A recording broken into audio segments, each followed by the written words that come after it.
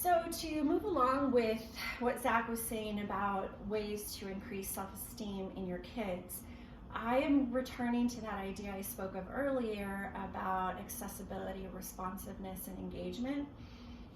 That idea of, are you there for me? And ways parents and teachers can be accessible, responsive, and engaged. So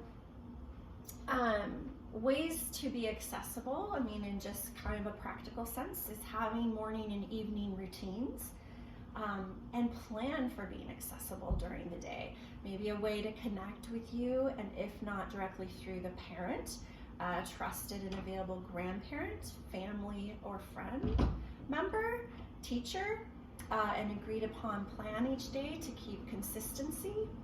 And all of those things can go a really long way to help with that accessibility with your child. To improve responsiveness in a practical sense is honoring time together, such as family dinners, time free from electronics, activities that include your child's interests, as you know, in addition to your own, but really focusing on what your child is interested in and making a special and reserved time for that. If there are interruptions, such as your child wants you to be engaged or responsive right then, you know, respectfully giving an answer to when you will be available to honor that request. It's not that it has to happen immediately every time, but that there is a felt sense you will be there, and how much that goes to play into your child's self-esteem.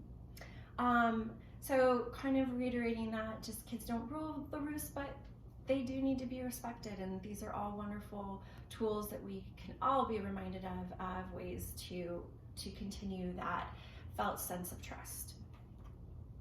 And engaged by using eye contact. Again, I mentioned these things earlier, but they are things that are available to us all the time, and it takes practice to sometimes remember that, looking up from our phones to be engaged with our child, giving physical hugs, hand holding, quality time together, and being mindful of attempting multitasking. And as I said, we sometimes are listening and texting or doing two things at once, and so we can't really be full engaged with either at times. So just being mindful of those things.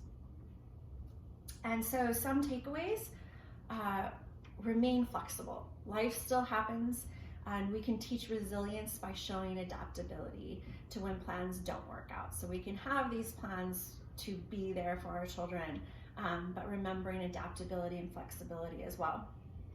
And have discussions, not just rules. It helps show your child that they are valued, all of which goes towards a positive self-esteem.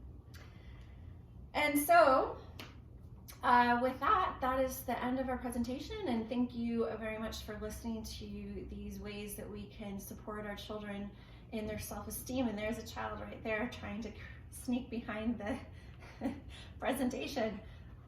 So, talk to y'all later. Thank you so much.